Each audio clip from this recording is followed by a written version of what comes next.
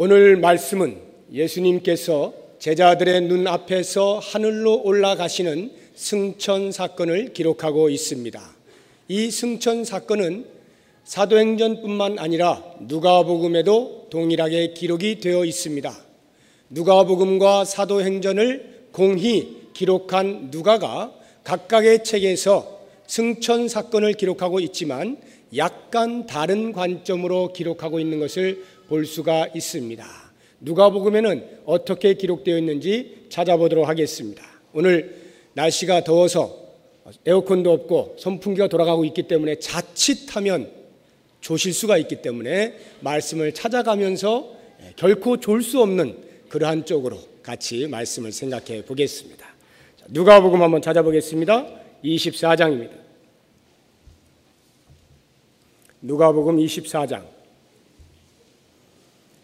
50절입니다.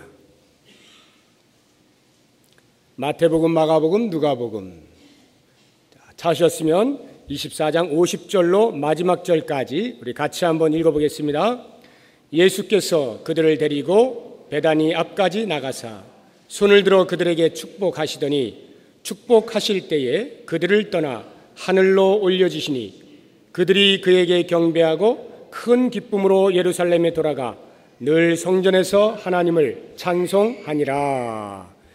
이 기록을 보시면 마지막 예수님께서 승천하시기 직전 제자들과 함께 모여서 예수님이 두 손을 들어서 그 제자들에게 축복을 하시는 장면이 나오고 그 축복을 받은 제자들이 그 예수님을 경배한다라고 나와 있습니다. 마지막 이별을 하는 시간으로서는 아주 적합한 모습이라 할 수 있겠습니다. 더 이상 볼 수 없는 제자들을 위하여 축복하시는 스승의 모습과 더 이상은 찾아볼 수 없는 스승을 위하여 경배하는 모습, 가장 아름다운 이별의 모습이라 할 수 있겠습니다. 누가복음에서는 누가가 이렇게 기록을 하고 있는 반면에 사도행전 오늘 우리가 읽은 본문의 말씀을 보시면 그와 같은 감정적인 요소가 전혀 묘사되어 있지 아니하는 것을 보실 수가 있을 것입니다. 이 사도행전에서 누가가 초점을 맞추고 있는 것은 사도들의 제자들의 눈 앞에서 예수님께서 그들의 보는 앞에서 하늘로 들려 올라가신다라고 하는 승천의 역사성, 승천의 사실성에 초점하여 기록하고 있는 것을 보실 수가 있습니다. 9절, 10절, 11절 이 세 절 가운데 본다라고 하는 동사가 자그마치 5번이나 반복하여 나오고 있는 것은 누가가 의도적으로 이 승천은 허구가 아니요 소설이 아니요 신화가 아니라 역사적으로 존재하였던 역사적으로 일어났던 사건이다 라고 하는 것을 모든 독자들에게 알려주고 있는 기록의 말씀입니다. 보고 예수님께서는 사람들의 보는 앞에서 하늘로 들려 가신 것입니다.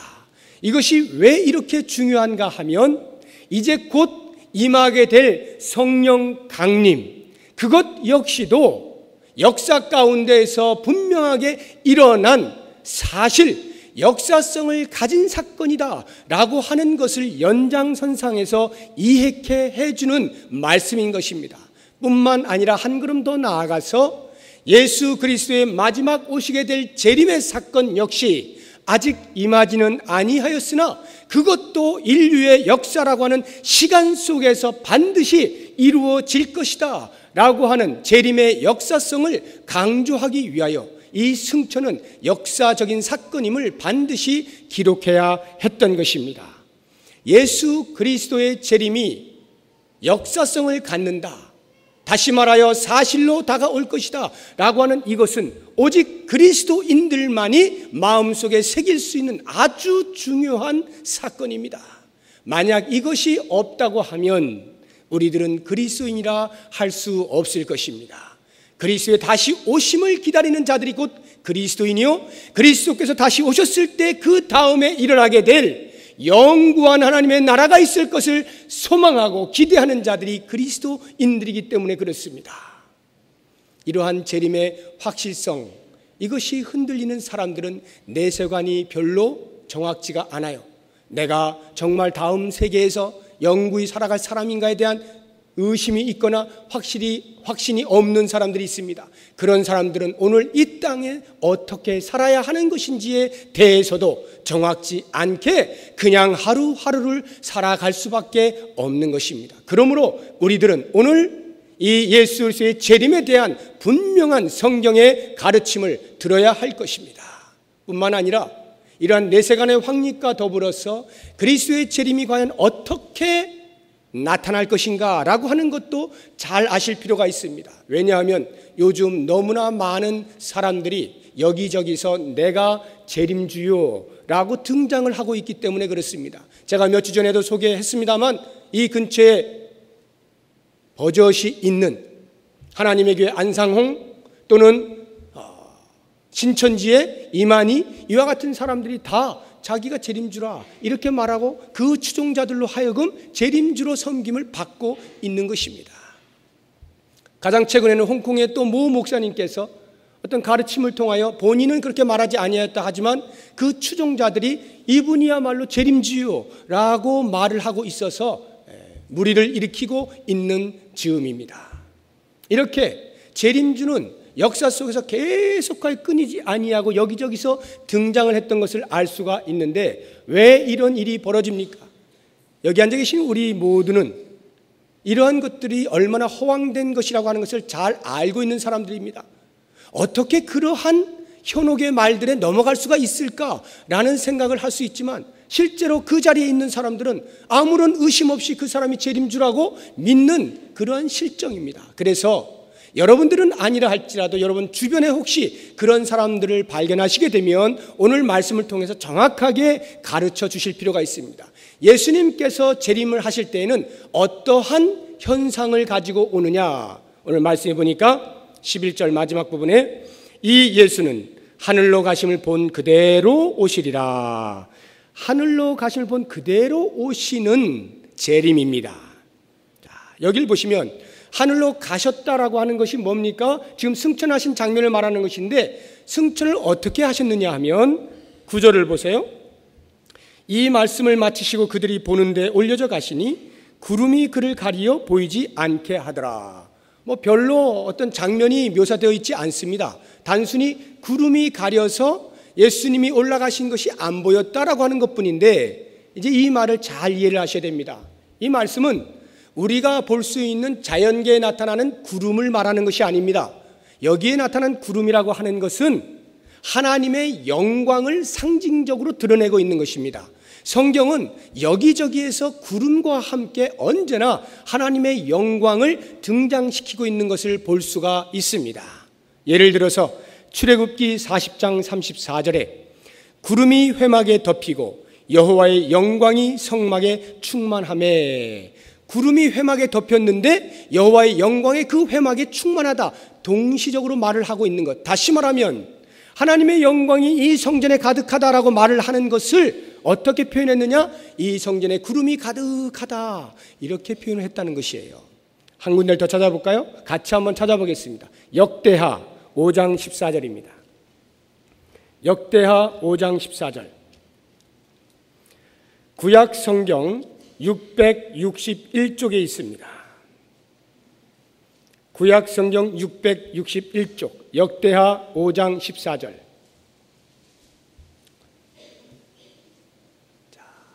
다 찾으셨어요? 같이 한번 읽어보겠습니다. 시작. 제사장들이 그 구름으로 말미암아 능히 서서 섬기지 못하였으니 이는 여호와의 영광이 하나님의 전에 가득함이었더라.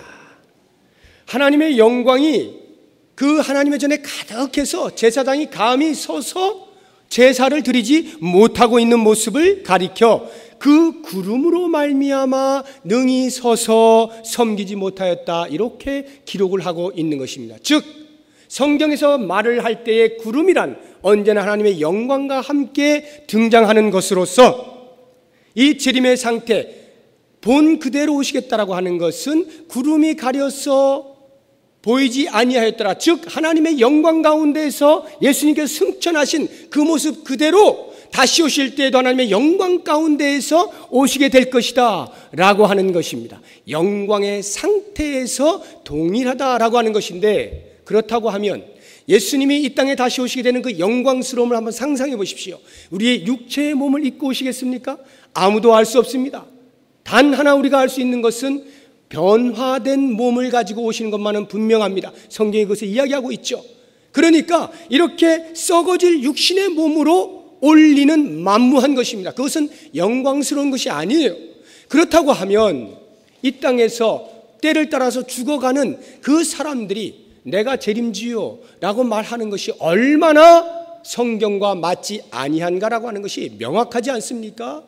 그들을 쫓아서도 안 되고 현혹되어서도 안 되고, 그러한 사람들을 언제든지 여러분들이 말씀으로 잘 가르쳐 주셔야 하는 것입니다. 뿐만 아니라 하늘로 가심을 본 그대로라고 하는 말에는 또 다른 한 의미가, 모든 사람이 보는 가운데서 이런 말이에요. 지금 이 하나님의 그 예수 그리스도의 승천에 제자들이 다 보고 있지 않습니까? 그런 것처럼 그리스도께서 다시 재림하실 때 역시 모든 사람이 다 보게 될 것이다 라고 하는 것입니다. 계시록을 한번 찾아보시겠습니다. 신약성경 제일 마지막 책입니다. 계시록 1장. 신약성경 399쪽입니다. 7절의 말씀입니다. 계시록 1장 7절. 같이 한번 읽어보겠습니다. 볼지어다 그가 구름을 타고 오시리라. 각 사람의 눈이 그를 보겠고 그를 찌른 자들도 볼 것이요 땅에 있는 모든 족속이 그로 말미암아 애곡하리니 그러하리라.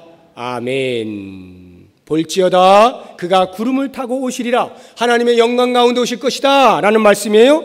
그 다음에 각 사람의 눈이 그를 보겠고, 이 땅에 있는 모든 사람들이 다시 오시는 예수 그리스도를 볼 것인데, 누구까지 보느냐? 예수 그리스도를 찌른 자들도 볼 것이다. 예수 그리스도를 배반하고 예수 그리스도를 거역하고 예수 그리스도를 거절하고 예수 그리스도를 믿는 사람들을 박해하고 핍박하던 모든 대적자들조차도 그리스도의 재림을 보게 될 것이다. 다시 말하면 한 사람도 예외 없이 모든 사람이 그리스도의 영광스럽게 다시 오시는 재림의 순간을 맞이하게 될 것이다 말씀하고 있는 것입니다. 여러분, 안상홍 씨 태어날 때 보셨습니까? 이만희 씨 어디서 태어난지 아십니까? 미국 사람이 그 사람들을 알까요? 아프리카 사람이 그 사람들을 알까요? 알 길이 없죠. 이 땅에서 자기가 재림지라고 한 사람들 모두 여러분들 어디에서 태어난지 아십니까?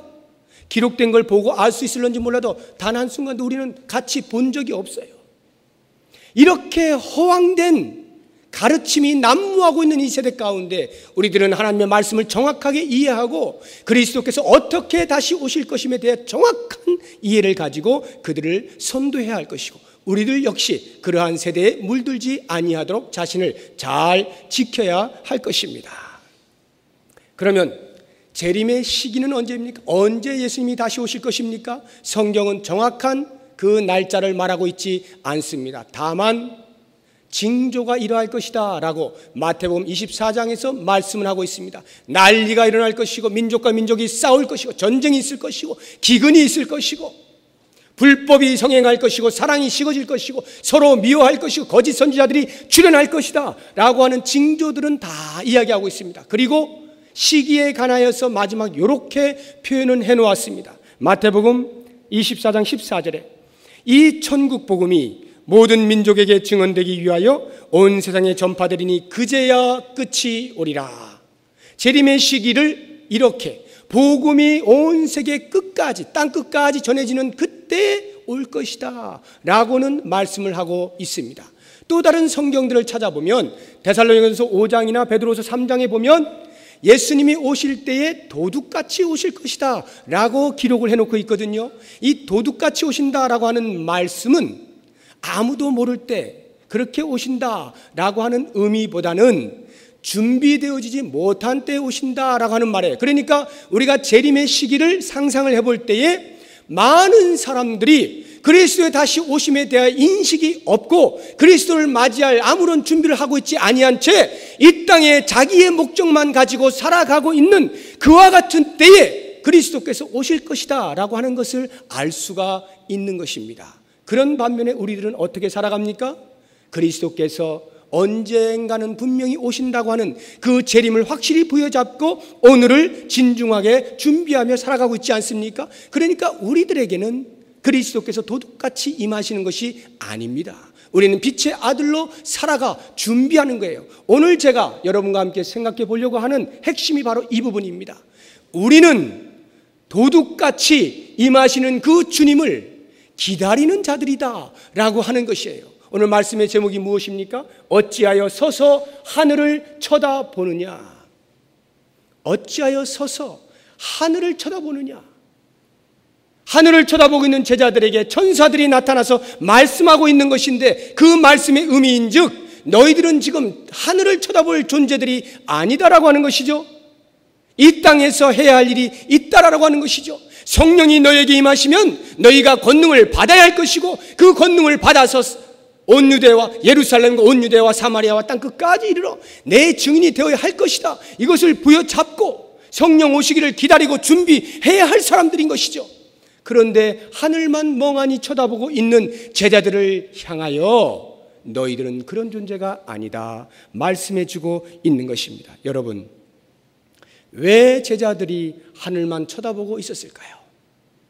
말씀을 제가 보다 보니까 두 가지 이유를 제가 발견하게 되는데, 한 가지는 좋은 면에서 해석을 할 때 제자들이 왜 하늘만 쳐다보고 있었을까? 한번 보시겠어요? 본문의 10절을 한번 보십시오. 사도행전 1장 10절을 보시면 올라가실 때에, 예수님이 올라가실 때에 제자들이 자세히 하늘을 쳐다보고 있는데, 그냥 쳐다본 게 아니에요. 자세히 쳐다보았다는 거예요. 그래서 제가 이 말씀을 보면서 아하, 그럴 수 있겠다. 좋은 의미에서 해석을 하자면 이런 겁니다. 제자들은 지금 자기들의 평생에 이런 구경을 해본 적이 없어요. 구름이 가려져 올려지는 것을 못 보았다라고 하는 것은 하나님의 영광 가운데 들림받았다라고 말씀을 드렸죠. 예수님께서 승천하실 때 그것을 목도하고 있던 제자들 앞에 펼쳐진 광경은 엄청난 것이었습니다. 한 번도 경험해보지 못한 놀라운 하나님의 영광이 임한 상태에서 들려지고 있는 것이, 그것을 목도하고 있는 것입니다. 얼마나 장관이었겠습니까? 도저히 우리로선 상상해 가지 아니하는, 오직 제자들만 경험할 수 있는 그 장관이 그들 앞에 펼쳐져 있는 거예요. 그러니 우와, 엄청난 사건이 앞에 펼쳐져 있는데 거기를 자세히 뚫어져라 쳐다보지 않을 수가 없는 거죠. 이렇게 엄청난 일이 우리의 살아생전에 일어나다니 하고는 계속 쳐다보는 것으로 이해를 할 수가 있겠습니다. 그러나 그것보다는 조금 더 정확하게, 조금 더 진실되게 바라보자고 한다면 오히려 그 반대로 지금 이 제자들이 바라보고 있는 것은 이러한 상태일 것입니다. 예수님께서 십자가에 돌아가셨어요. 메시아가 나타나서 그들의 스승이 되어서 이제 무엇인가 뒤집어질 것이다라는 기대감을 가지고 있던 그들이 그리스도의 십자가의 죽으심과 더불어서 모든 것이 다 수포로 돌아갔습니다. 희망이 꺾였습니다. 다 고향으로 돌아갑니다. 그런데 놀라운 일이 벌어졌죠. 그리스도께서 다시 부활하셨다 소문이 나기 시작하면서 실제로 부활하신 예수님이 제자들 앞에 나타나셔서 확인도 시켜주시면서 40일 동안 승천하시 직전까지 그들과 함께 동고동락하면서 다시 하나님 나라의 일을 선포하십니다. 제자들의 마음에는 꺼져갔던 불씨가 다시 타오르기 시작했습니다. 그러면 그렇지. 그리고는 예수님께 묻습니다. 주께서 이스라엘 민족을 회복하심이 이때이죠. 이스라엘 나라를 회복하심이 바로 지금이죠. 우리와 함께 다시 한번 이스라엘 민족을 일으켜 주실 것이죠. 그렇게 묻고 있는 그 기대감에 가득 찬 제자들. 그런데 예수님께서 승천하시면서 어떤 일이 벌어집니까? 그 질문에 온당한 대답을 하시기는커녕 오히려 반대되는 대답을 하시잖아요. 야, 너희들이 왜 때와 시기를 묻느냐? 그것은 아버지의 권한에 있으니 너희 알 바 아니오. 오직 성령이 임하시면 너희가 권능을 받고 예루살렘뿐만이 아니라 온 유대와 사마리아와 땅 끝까지 이르러서 회복되어지고 영광스러운 삶이 아니라 증인의 삶, 순교자의 삶을 살아야 할 것이다 라고 말씀을 하시고는 호련히 하늘로 사라져 버리시는 거예요. 그 광경을 목도할 때 제자들의 마음 가운데 아니 이럴 수가, 지금 다시 회복되어질 그 엄청난 기대감을 가지고 있던 제자들의 마음속에 뻥하니 뚫리는 광경이 목도되는 것입니다. 그 주인이, 그 선생님이, 그 지도자가 사라져버리는 거예요. 가시면 어떡합니까? 우리와 함께 손을 잡고 이제 행동해야 될 때 가버리시면 어떡합니까? 그래서 멍하니 쳐다보고 있는 것이죠. 이렇게 우리가 충분히 추측할 수 있는 이유는 바로 그 다음에 나오는 천사들의 말, 갈릴리 사람들아 어찌하여 서서 하늘을 쳐다보느냐, 거기 쳐다볼 사람들이 아닌데 왜 쳐다보느냐라고 하는 이 말씀을 통해서 제자들의 마음속에 우리가 들여다볼 수가 있는 것입니다. 자, 그렇다고 한다면 이제 한번 여러분 생각해 보십시오. 승천이 왜 역사적 사건이라고 누가가 기록을 하고 있을까요? 그 사람들의 보는 앞에서 들려졌다라고 말씀하고 있을까요? 뿐만 아니라 그리스도께서 분명히 다시 오실 터인데 그 오시는 것은 그들이 본 그대로 다시 오실 것이라, 즉 승천의 역사성처럼 재림도 우리의 시간 속의 역사 가운데 임하게 될 것이다라고 왜 말씀을 하고 있는 것일까요? 그것은 승천과 재림이라고 하는 역사 속에서 일어나게 될 이 사건 사이에 있는 시간들, 그 시간들 속에서 제자들이 과연 무엇을 하며 사는 사람들이냐라고 하는 것을 알려주기 위하여 누가가 일부러 기록하고 있는 것이잖아요. 그래서 천사들의 입을 통하여서 어찌하여 너희가 서서 하늘만 쳐다보고 있느냐, 이 중간의 시기에, 마지막 재림이 오기까지의 시기에 너희들이 해야 할 일이 있는데 라고 말씀하고 있는 것입니다. 여러분, 이 승천과 재림 사이에 있는 시간을 가리켜 우리가 무엇이라 부릅니까? 종말이라, 말세라 부르는 것입니다. 이 말세라는 말을 들을 때 우리는 꼭 명심해야 될 것이 있는데, 첫째, 세상에 끝이 있을 것이다.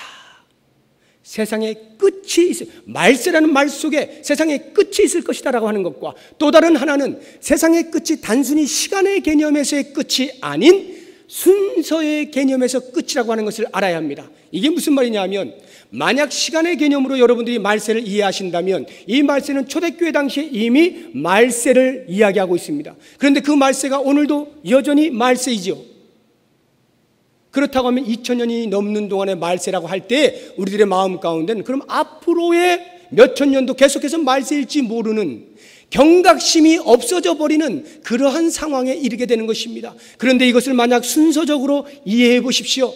하나님의 구원의 계획이 아브라함으로부터 시작해서 계속해서 진행되어 오다가 예수 그리스도의 오심을 통하여서 인류의 구원의 시작이 되어지고 본격적으로 시작되어지고, 이제는 그 구원을 이루시기 위한 하나님 편에서의 일에 재림이라고 하는 것을 제외하고는 더 이상 아무런 일이 없게 되는 마지막 한순간 그리스도의 재림, 하나님 나라의 완성을 앞두고 있는 그 모든 시간을 가리켜 말세라 할 때, 이러한 순서적인 의미에서의 말세를 이해한다면 초대교회 당시의 말세나 오늘 이 시대에 사는 우리들에게 있어서의 말세나 그리스도의 재림 하나만을 기다리고 있는 입장에서는 모두가 동일한 사건인 것입니다.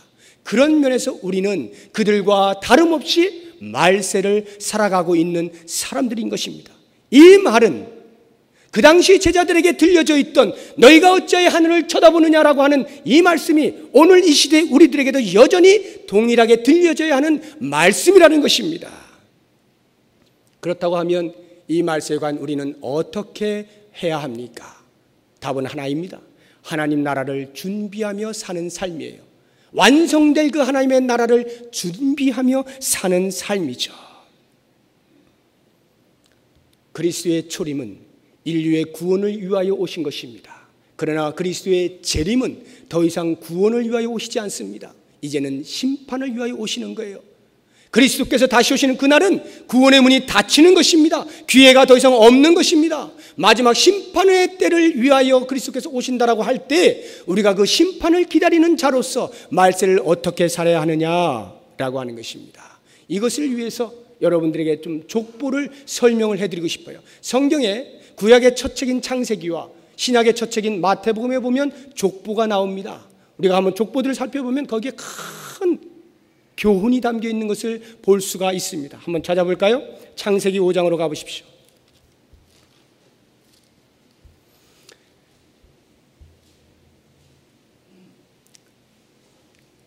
여러분, 지금 덥죠. 굉장히 더운 만큼 이 속에서 영혼이 불같이 일어나기를 원합니다. 하나님 말씀을 들으실 때 이 속에서 뜨거워지는 역사가 있기를 원하는데요. 창세기 5장 한번 보십시오.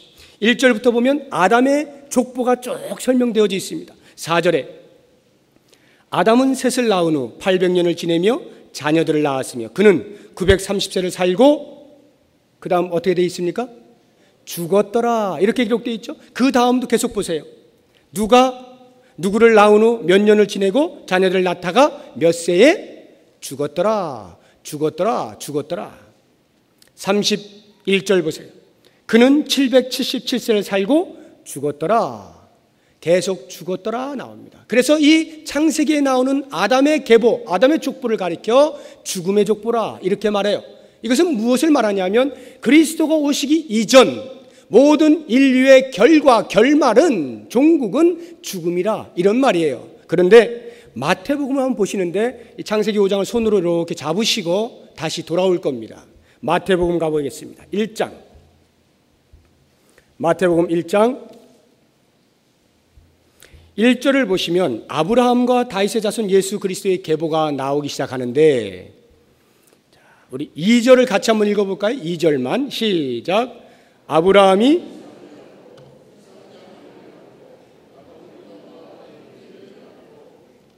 자 거기를 보시면 낳기만 하죠? 죽은 게 없어요. 계속 낳아요. 16절 보십시오. 야곱은 마리아의 남편 요셉을 낳았으니 마리아에게서 그리스도라 칭하는 예수가 나시니라. 낳는 것만 있고 죽음이 없어요. 무엇을 의미합니까? 그리스도께서 오신 이후에 인류의 종국은 그리스도 안에서 생명이다 이 말이에요. 생명을 얻은 사람들이다라고 하는 거예요. 그래서 그리스도의 족보는 생명의 족보, 마태복음 1장에 나오는 족보는 생명의 족보라 우리가 보통 일컫습니다. 자, 그런데 이제 놀라운 일이 있어요. 창세기 5장 죽음의 족보를 다시 한번 가보십시오. 이 죽음의 족보 가운데 죽지 않은 한 사람이 등장을 하는 놀라운 일이 벌어집니다. 창세기 5장 21절 에녹이 등장하죠. 에녹은 65세에 무드셀라를 낳았고 무드셀라를 낳은 후 300년을 하나님과 동행하며 자녀들을 낳았으며 그는 365세를 살았더라. 에녹이 하나님과 동행하더니 하나님이 그를 데려가심으로 세상에 있지 아니하였더라. 계속하여 죽음의 족보를 소개하고 있는데 그 중간에 아담의 7대 손인 에녹이 죽지 않는 일이 일어났습니다. 하나님께서 죽음을 보지 아니하고 하늘로 데려가셨다라고 표현하고 있습니다. 그리고 그 이유가 딱 한 절로 표현되어 있는데 하나님과 300년 동안 동행하더니 이게 다예요. 에녹에 대한 설명은요 성경 어디를 찾아봐도 눈 씻고 봐도 없습니다. 히브리서 11장과 유다서 1장에 잠깐 소개되고 있는 것 제외하고는 에녹이 300년 동안 어떻게 하나님과 멋진 동행하는 삶을 살았을까 설명해 놓고 있는 부분이 없어요. 그냥 동행한 것 사실 하나로 끝나버립니다. 그런데 어떻게 동행하며 살았기에 그 죽음의 족보 가운데서 에녹의 이름만 빠져서 하늘로 죽음을 보지 않고 들림을 받을 수 있었는가? 여기에 우리가 초점을 맞춰야 하는 것입니다. 그래서 추적을 해 나가 보면 이러한 추적을 해볼 수가 있습니다. 에녹이 무드셀라를 낳을 때가 65세예요. 그리고는 그 이후부터 300년을 동행하며 살았다고 말하고 있습니다. 즉 앞에 65세가 될 때까지는 어떻게 살았는지 알 길이 없습니다. 그런데 에녹이 무드셀라를 낳을 때에 하나님으로부터 어떤 계시를 받은 것이 틀림없는 근거가 유다서 1장을 보시면 나와 있습니다. 한번 찾아볼까요? 유다서 1장. 신약성경 제일 뒤쪽 바로 앞에 있습니다. 요한계시록 앞쪽에 있는 한 장으로 기록되어 있는 유다서 1장 14절 15절. 자, 눈으로 보시고 제가 한번 읽어보겠습니다. 아담의 7대 손 에녹이 이 사람들에 대하여도 예언하여 이르되 이 사람들에 대하여도 예언하여 이르되 이 사람들이 누구냐면 그 유다서 1장 쭉 보시면 하나님을 하나님으로 인정하지 아니하고 자기들의 마음대로 사는 사람들을 가리킵니다. 그 사람들에 대하여도 예언하여 이르되 보라 주께서 그 수만의 거룩한 자와 함께 임하셨나니 이는 무사람을 심판하사 모든 경건하지 않은 자가 경건하지 않게 행한 모든 경건하지 않은 일과 또 경건하지 않은 죄인들이 주를 거슬러 한 모든 완악한 말로 말미암아 그들을 정죄하려 하심이라 하였느니라. 에녹이 입을 벌려서 그 하나님을 대적하는 사람들에게 예언을 했다는 거예요. 너희들의 결국이 어떻게 될 것인가 라고 하는 것에 대하여 예언을 했다는 거예요. 예언했다는 말은 하나님께서 에녹에게 나타나셨다는 것이고 에녹에게 할 말을 담아주셨다는 것이고 에녹에게 무엇인가 계시하셨다는 것입니다. 그러면 에녹에게 무엇을 계시하셨기에 에녹이 그 사람들을 향하여 이와 같은 예언을 했느냐라고 하는 것이 무드셀라라고 하는 그 아들의 이름의 뜻을 볼 때에 나와 있습니다. 무드셀라의 이름의 뜻은 그가 죽으면 하나님의 심판이 이 땅에 임할 것이다 라는 뜻을 가지고 있어요. 생각을 해보십시오. 에녹이 아들을 낳았어요. 야, 이름을 뭘로 지을까? 얼마나 고민을 많이 했겠습니까? 그런데 왜 하필 그 이름이 그가 죽으면 하나님의 심판이 이 땅에 임할 것이다, 이런 뜻을 가진 이름을 지어주었겠습니까? 그것은 하나님께서 그 무드셀라를 낳게 될 때에 계시하여서 그와 같은 것을 말씀하셨기 때문이 아니겠습니까? 즉, 네 아들 죽는 그날이 이 땅에 심판이 임하는 날이다, 알고 지내라, 이렇게 계시하셨다는 거예요. 그렇다고 한다면 여러분 생각해 보셔요. 무드셀라를 낳자마자 이제 에녹이 그 계시를 받아들고는 벌벌 떨지 않았겠어요? 무드셀라가 언제 죽을지 알 수가 있어야죠. 오늘 죽을지 내일 죽을지, 죽는 순간에 하나님의 심판이 임합니다. 그러면 지금까지 내가 65년을 사는 동안에 하나님을 제대로 인식했는지 돌아보게 되면서 오늘 하루를 내가 진실하게 진지하게 하나님 앞에 살지 않겠습니까? 심판대 앞에 섰을 때 부끄럽지 않기 위하여, 하나님의 심판을 받지 않기 위하여, 하나님께 칭찬을 얻기 위하여 내가 오늘 하루를 신실하게 살지 않겠느냐는 말이에요. 무드셀라가 살아가는 동안에 계속하여 신실하게 살지 않겠느냐는 말입니다. 그렇게 살기를 몇 년 삽니까? 300년. 그렇게 살기를 300년. 야, 어떻게 300년을 하나님과 동행하며 살 수 있을까? 어렵지 않은 거죠. 오늘 마지막일지 모르는, 오늘 하나님의 심판이 임하게 될지 모르는 그 긴장감을 가지고 있는 사람이 하루하루를 그렇게 살아가는 것 너무나 당연한 것 아니겠습니까? 하나님과 동행하며 사는 삶 너무나 당연한 것 아니겠어요? 이것이 그리스도의 재림을 기다리는 우리들의 마음속에도 동일하게 있어져야 한다라고 하는 것입니다. 그러면 에녹은 무드셀라가 죽는 거 보지 않고 300년만 살고 죽었어요. 무드셀라는 몇 년 동안 살다 죽었습니까? 969세. 성경에 나타난 가장 최장수 인물이죠. 한번 보실까요? 창세기 5장 25절입니다. 무드셀라는 187세에 라멕을 낳았고 라멕을 낳은 후 782년을 지내며 자녀를 낳았으며 그는 969세를 살고 죽었더라. 라멕은 182세의 아들을 낳고 그 이름을 노아라 했다, 이렇게 나오죠. 그러면 무드셀라가 그 아들 라멕이 노아를 낳을 때, 즉 손자 노아를 낳을 때 몇 살이었겠습니까? 라멕을 낳을 때가 187세고 라멕이 그 아들 노아를 낳을 때가 182세니까 합하면 369세가 되죠. 그러니까 라멕이 노아를 낳았을 때 무드셀라의 나이가 369세예요.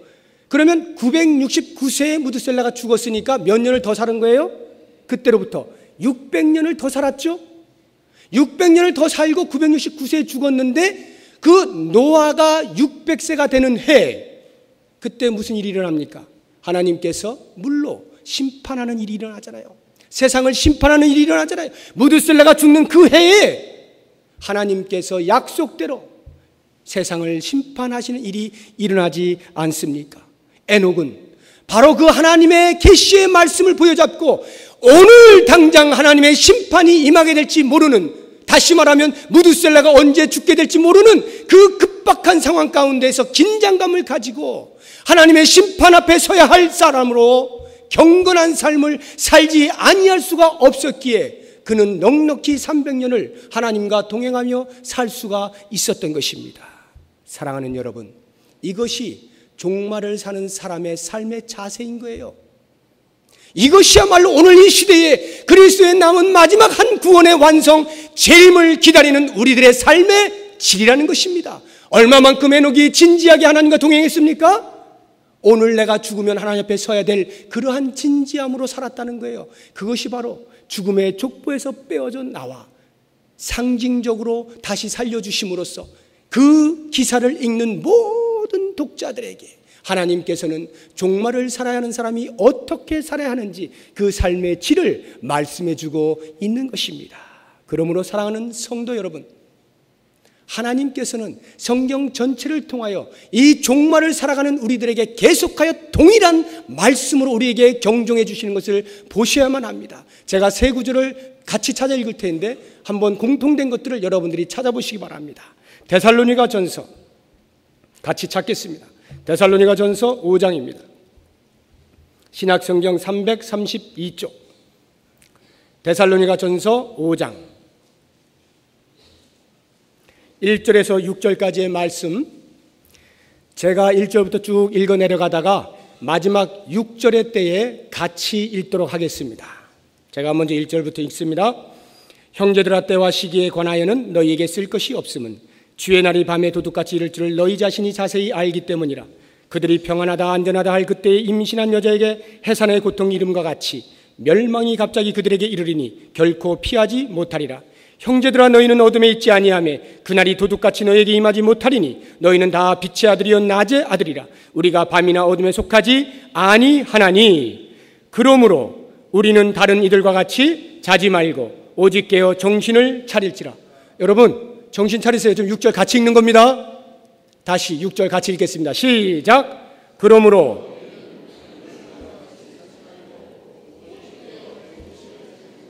다른 이들과 같이 자지 말고 오직 깨어 정신을 차릴지라. 잘 기억해 두시고 누가복음 21장을 찾아가 보겠습니다. 누가복음 21장 신약성경 133쪽입니다.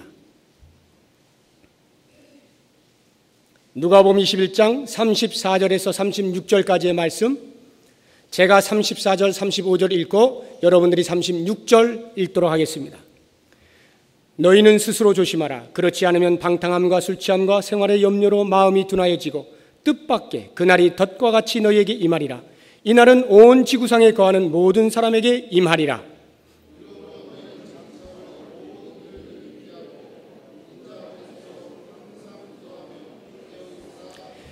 인자 앞에 서도록 항상 기도하며 깨어 있으라. 마지막 한 절 찾아봅니다. 로마서 13장입니다.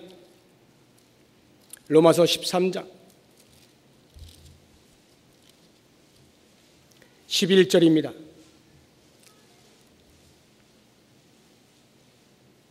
로마서 13장 11절부터 14절까지의 말씀 다 같이 한 목소리로 읽겠습니다. 또한 너희가 이 시기를 알거니와 자다가 깰 때가 벌써 되었으니 이는 이제 우리의 구원이 처음 믿을 때보다 가까웠음이라. 밤이 깊고 낮이 가까웠으니 그러므로 우리가 어둠의 일을 벗고 빛의 갑옷을 입자. 낮에와 같이 단정히 행하고 방탕하거나 술 취하지 말며 음란하거나 후색하지 말며 다투거나 시기하지 말고 오직 주 예수 그리스도로 옷 입고 정욕을 위하여 육신의 일을 도모하지 말라. 아멘. 무엇이 공통점입니까? 정신 차리라는 거죠. 예수 그리스도가 반드시 다시 오실 것이니 그날이 올 때까지 너희들은 정신을 바짝 차려라. 허리를 동여라. 눈을 떠라. 깨어라. 그리고 그리스도께서 너에게 맡겨주신 그 일을 위하여 최선의 삶을 살아라. 너희의 육신의 옛 성품을 위하여 살지 말고 그리스도로 새 옷을 입은 사람답게 살아야 한다 말씀해주고 있는 것입니다. 하나님 나라를 준비하는 자로서 이 땅에서 하나님께서 우리에게 반드시 맡겨주신 사명이 있는데 그 사명을 잊지 말고 하나님의 뜻을 분별하여서 마지막 때를 기다리고 준비하며 살아야 한다 말씀하고 있는 것입니다. 이제 말씀을 맺겠습니다. 다시 한번 천사들이 제자들에게 말씀해 주신 것을 기억해 보시기 바랍니다. 갈릴리 사람들아, 너희가 어찌하여 서서 하늘을 쳐다보느냐. 갈릴리 사람들아, 너희가 어찌하여 서서 하늘을 쳐다보느냐. 이 땅에 해야 할 일이 태산같이 있는데 어찌하여 하늘을 쳐다보고 있느냐. 갈릴리 사람들아. 이 갈릴리 사람들아 라고 하는 말에 두 가지 의미가 있어요. 하나는 예수님께서 사역하시던 대부분의 지역이 갈릴리죠. 제자들은 갈릴리에서 예수님과 함께 3년여 동안을 공생애 동안 같이 동고동락하면서 그리스도께서 행하신 모든 기적들을 다 보았고, 그리스도께서 가르쳐주신 모든 말씀들을 다 들었고, 그리스도의 삶 자체를 두 눈으로 똑똑히 보며 배워왔습니다. 그런데 만약 하늘을 쳐다보고만 있으면 어떻게 할 것입니까? 그리스도께서 그렇게 그들을 부르시고 그와 같은 삶을 보여주신 이유가 무엇입니까? 그들로 하여금 그것보다 더 나은 삶, 그것보다 더 개선된 삶, 그것보다 더 진전된 삶을 살게 하시기 위하여 부르시고 그들로 하여금 가르쳐 주신 것 아닙니까? 그런데 만약 하늘만 쳐다보고 있으면 어떻게 합니까? 갈릴리 사람들아, 너희가 갈릴리에서 행하였던 그 모든 일들을 잊었느냐? 똑똑히 기억해라. 갈릴리를 기억해라. 이런 말씀이고, 또 다른 하나는 너희가 만약 하늘만 쳐다보고 있다면 너희의 출신이었던 그 갈릴리, 너희의 그 천한 신분이었던 갈릴리 어부, 그 자리를 벗어나지 못할 것이다. 하늘을 쳐다보고 있는 자들은 다 갈릴리 사람으로 머물러 있을 것이다. 너희들이 그러한 사람이더냐? 묻고 있는 것입니다. 이 말씀이 오늘 우리들에게 들려진다고 할 때 과연 우리들은 어떠합니까? 그리스도께서 우리를 위하여 십자가에 못 박혀 돌아가신 놀라운 사실을 우리로 하여금 알게 하시고, 그분을 영접하게 하시고, 고백하게 하시고, 믿게 하시고, 그리스도의 자녀가 되게 하신 은혜를 입었죠. 뿐만 아니라 오늘까지 살아오면서 그 신앙의 삶 가운데 때를 따라서 계속하여 은혜를 공급하시면서 우리로 하여금 그리스도를 경험하게 하였죠. 교회 공동체를 위해서 얼마나 많은 수고를 하고 봉사를 하고 애를 써왔습니까? 이 모든 것들이 우리 가운데 있어 왔음에도 불구하고 때로는 우리의 삶 가운데에서 그리스도가 하늘로 높이 올려져 가는 것만 같은 경험을 할 때가 있을 것입니다. 내 눈에서 사라져버리는 것만 같은 그러한 사건을 맞이할 때가 있을 것입니다. 지금까지 내가 애를 써왔음에도 불구하고 나의 신앙이 어디에 있었던가 생각하면서 허황된 하늘만 쳐다보고 있는 경우가 있을런지 모릅니다. 그러한 때에 오늘 이 말씀을 기억하시라는 것입니다. 갈릴리 사람들아, 너희가 어찌하여 하늘만 쳐다보고 있느냐? 너희가 예수 그리스도를 통하여서 받은 은혜가 얼마나 큰데 그 은혜를 다 잊어버린 채 하늘만 멍하니 쳐다보고 있느냐? 예수 그리스도께서 너희를 그렇게 살라고 그 자리에 머물러 있으라고 불렀더냐? 죄악 가운데 있는 그 자리에 계속 머물러 있으라고 불렀더냐? 너희로 하여금 어린아이와 같이 초보의 도를 버리지 못한 채 뱅뱅 맴도는 사람으로 살라고 너희를 불렀더냐? 언제든지 먹여주는 사람으로, 언제든지 받아먹는 사람으로 존재하라고 내가 너희를 불러 너희로 하여금 경험케 하였더냐? 여러분, 이것이 우리의 존재입니다. 그렇게 사는 사람들이 아닌 그리스도의 구원의 은총을 힘입고 지금까지 많은 경험들을 한 그 신앙들을 산산히 부여잡고 그것보다 더 나은 신앙의 삶을 위하여서 우리는 오늘 내 자리에서 나아가 세계를 향해 가야 될 사람들인 것입니다. 우리는 갈릴리에 멈추어 있을 사람들이 아닙니다. 우리의 옛 성품에 주저앉아 있을 사람들이 아니라 하나님 나라를 완성하기 위하여 하나님이 원하시는 자리에까지 나아가고 계속하여 전진해야 될 사람들인 것을 기억하시기 바랍니다. 오늘 말씀을 통해서 우리의 영혼에 울려주시는 이 거룩한 부담감, 더 이상 내 마음속에 주저하지 마시고 머뭇머뭇거리지 마시고 내일 하지 핑계대지 마시고 변명하지 마시고 오늘 하나님이 나에게 맡겨주신 사명, 내일 그리스도께 다시 오신다라고 하는 긴박감과 긴장감을 가지고 가장 진지한 삶을 오늘 살아드림으로 하나님의 나라를 완성하는 일에 한 축을 감당하시는 저와 이 여러분, 우리 모든 부평 동북교회 식구들 되시기를 주의 이름으로 축원합니다. 기도하겠습니다. 하나님 아버지,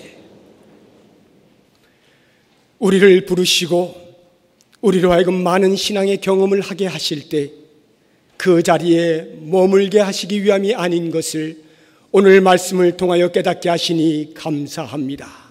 더 이상 우리가 하늘만 쳐다보며 멍하니 예수 그리스도의 뒷공무니만 쳐다보는 것이 아니라 그리스도께서 우리의 두 손에 남겨두신 거룩한 사명을 성령의 권능을 힘입고 감당할 수 있는 신앙의 용사들이 될 수 있도록 축복하여 주시옵소서. 예수 그리스도의 이름으로 기도드립니다. 아멘.